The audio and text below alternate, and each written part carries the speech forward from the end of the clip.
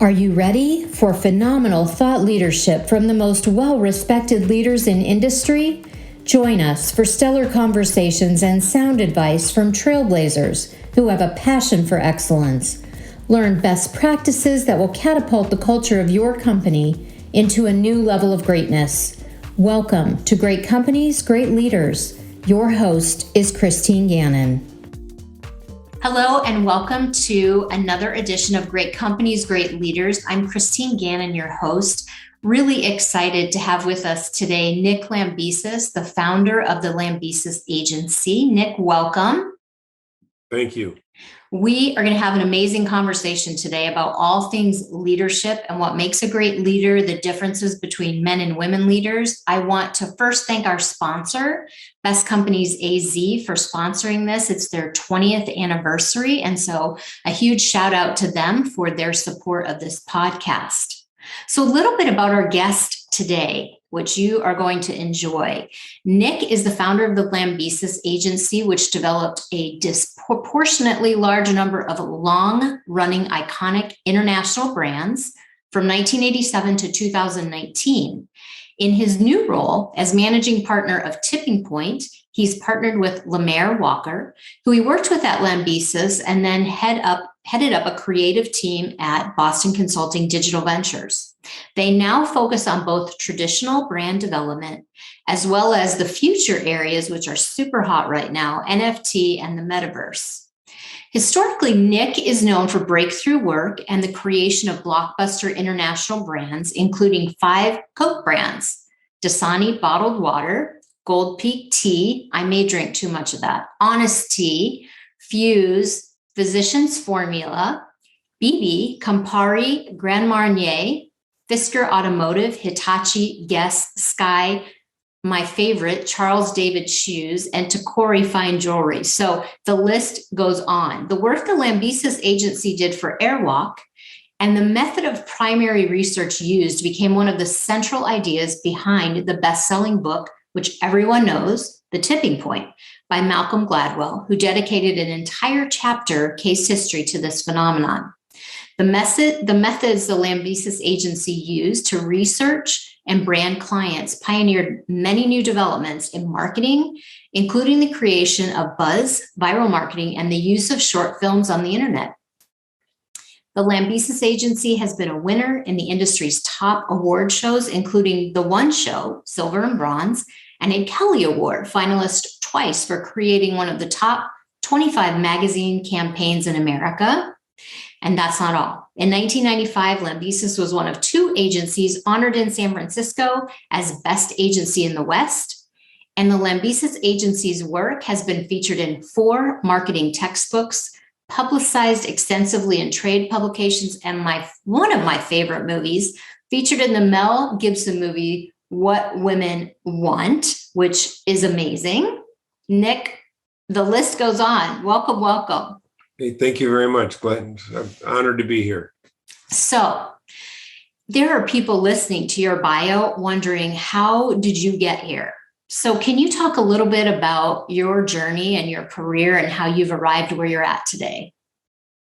Well, when I was a kid, my uncle worked for Motorola, and we got one of the first TV sets.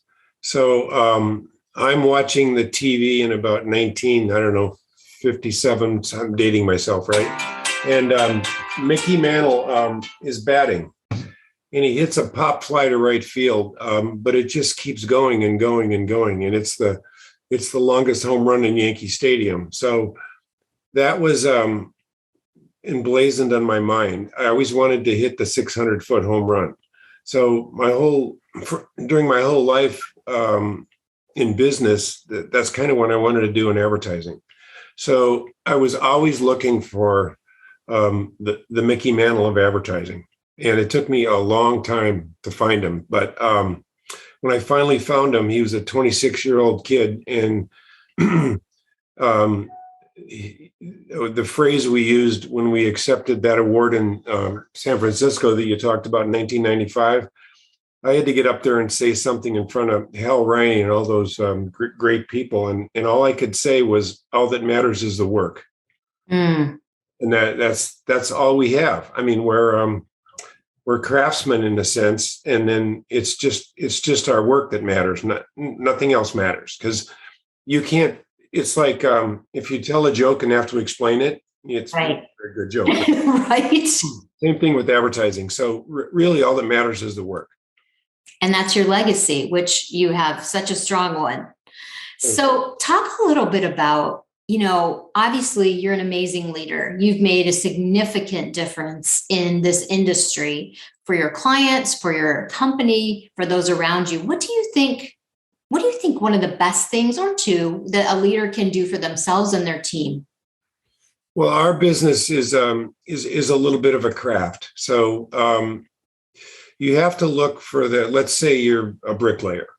Okay, you have to find the best bricklayer in the world. I mean, that's your job. And if you don't want to do that, then you can become a different kind of an agency that just has an average bricklayer. But it makes it much more difficult to distinguish yourself. So I think the focus, if anybody coming into my business, would be to wait until they can find that great person. And it took me, 15 years. So I remember watching a documentary of the guy that made Gone with the Wind, and it took him 2 years to find Vivian Leigh as Scarlett O'Hara. So it took me 15 years to find Chad. So that's a tall order. You can't put your life on hold for 15 years, but that is the goal. Employees make or break, right? Right, exactly. And organizations that figure out these are your most amazing assets are incredibly successful when they do it well.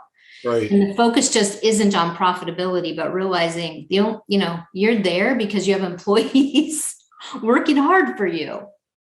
Right. There's an expression in Proverbs, without vision, man perishes. Yeah. So I think that's especially true in business. Yes. Okay. Well, in my Bible, that says women perish, but let's stop. I'm kidding. Yeah, that's true. My Bible's the old American Standard. It's pretty old school. So, but we all know. Well, my wife was a backbone of the agency, so I'm with you. So let's talk about that. Let's talk about men versus women leaders. So, do you think there's a difference? Yeah, I think so. There weren't. When I was in the business, starting out, there was really only two women in advertising. Wow. There was Mary Wells. She ran an agency, Wells, Rich and Green. And then there was this lady from Texas, and I'm drawing a blank, but she was more of a strategic partner in a big agency. And it wasn't the head of the agency, but she was the one that would go into meetings and move mountains. And then there was Jane Newman, who, when Shyat Day really wanted to be somebody, they invented account planning.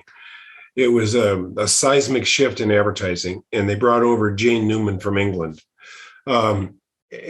She was incredible. But other than those three women, there really weren't any. But they were like offensive linemen in a football game. You don't really know their names, but if you don't have an offensive line, it's just not going to work very well for you. So they were, like, for example, my wife did operations, finance, HR, and legal. But if you don't have those four things, you're toast. You couldn't last a year. So I think now it's changing, because now you're seeing all kinds of things that you've never seen before. You've seen commercials with different people in them. Right. And so I think it's finally changing. At least the public view of it is. It'll probably take a while, but I grew up in a family with strong women, and I'm a big fan of. I would never try to do anything with just like all men or any it just wouldn't work. Right. So in our organization, a lot of our focus 90% of it these days is on diversity, equity, and inclusion, and specifically ensuring that there's equity in the workplace for women and that they're given equal opportunities. And to your point, I think it is changing and it's shifting. COVID didn't do women any favors in terms of the number of women that left the workforce, just because, although our society has evolved, still a lot of the burden is on women to manage, the home. And if there's a family and elderly parents and their own health. So there's opportunity for us as society to still evolve, but I do think it's shifting. And I do think, that there's a lot of opportunity still for women to make advances, but there is a difference in men and women leaders, as you said, and glad that you see it. I know others do too. So you, shifting topics for a minute, you didn't get to where you are today by yourself. I know your wife had a huge impact on the business, but is there someone else that had a tremendous impact on you as a leader? Maybe someone that was a mentor or a sponsor for you? Right. When I used to live in Phoenix, I graduated from ASU, and one of my early mentors was a guy by the name of Ben Goddard. He would run political campaigns for people, and he was brilliant at it. I worked for him one day as a freelance writer. It was really early in my career, like just beginning. And he handed me a book called George Be Careful, and it was about George Lois, who I had admired growing up. I used to read Esquire magazine. Mostly I read Sports Illustrated, but I was really fascinated by his covers. He would put Sonny Liston on the cover with a Santa Claus hat on. He would put Lieutenant Callie on the cover with a bunch of Vietnamese children. I mean, he would just do these outrageous things. And those covers just really grabbed your attention. I remember when John Kennedy's son came to Phoenix to talk. He was promoting his magazine, George, and I got his attention for 20 minutes and told him, "Wow, you've got to do what George Lois did with Esquire. You've got to put some really, riveting stuff on the cover of your magazine, and you'll get readership." And he didn't do it. I'm not sure I'm not sure how that would have played out. Obviously, none of us will ever know. But I know the power that those images had, and they were the ideas behind the images, and then they were executed in an incredible way. And so, only a great art director and a creative director can do that. So, I didn't know what advertising was, but I knew that cover of that magazine could move mountains. I mean, that was back when Esquire was one of the best-selling magazines in the country. So that stayed with me. And so when I got in the advertising business, I was looking for, a George Lois, and they're really hard to find in Phoenix. I mean, there aren't any. And so eventually moved to California, and for the express purpose of being able to tap into the Los Angeles talent pool, because that's where Lee Clow and all these great people were. So I wanted to live in San Diego. I wanted to live in San Diego, but I wanted to have the best talent in the world. So my goal was to find somebody from LA that I could either freelance with or work with. And then Chad Farmer was in Los Angeles. He came down as a recommended 26-year-old friend of somebody in the agency, and he wanted to live in San Diego and surf. I mean, so I found the needle in the haystack. I mean, I found that the best 26-year-old creative director in the world who wanted to live in San Diego. So anyway, we just took off because his work was so good.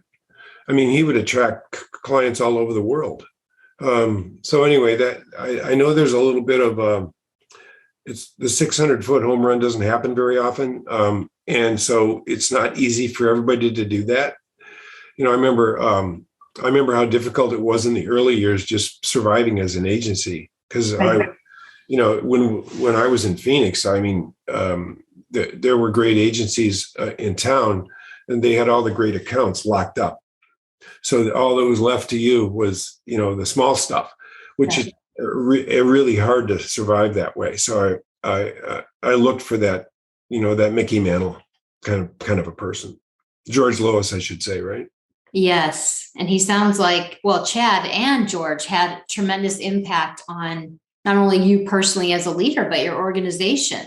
And so that really leads me to one of our last questions, which I think we've talked about, but I'd love for you to expound upon it a little bit more in terms of characteristics that every great leader should possess. What are your thoughts? Well, I think it goes back to the vision thing. And I think my vision was a long shot. Like, I'm not sure I would recommend it.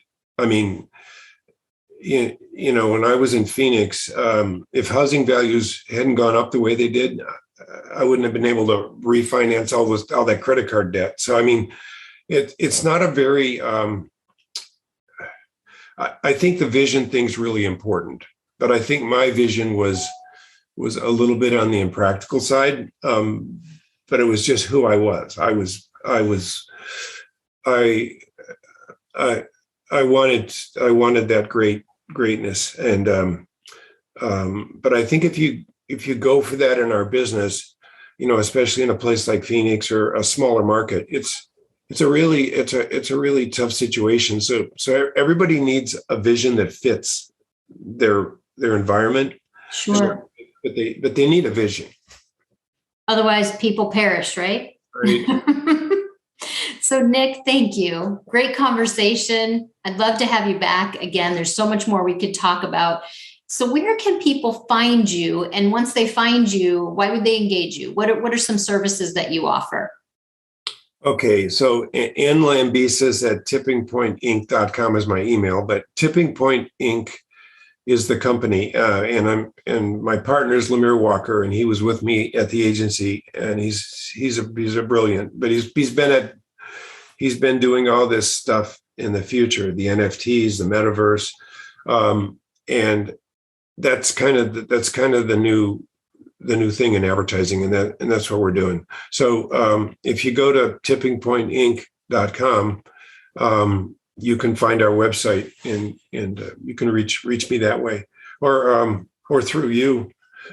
Absolutely. Absolutely. Thank you so much for being here, sharing your insights on leadership. And I know people are going to benefit. So thank you. Thanks a lot. Take care.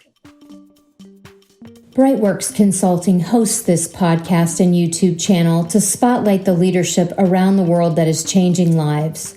Brightworks offers a myriad of consulting services in the public and private sector, to include diversity, equity, and inclusion solutions for any size company. You can find us at www.brightworksconsulting.com. We're honored to have Best Companies AZ as a presenting sponsor for this podcast. Best Companies AZ is your #1 source for regional employer branding. You can find them at www.bestcompaniesaz.com.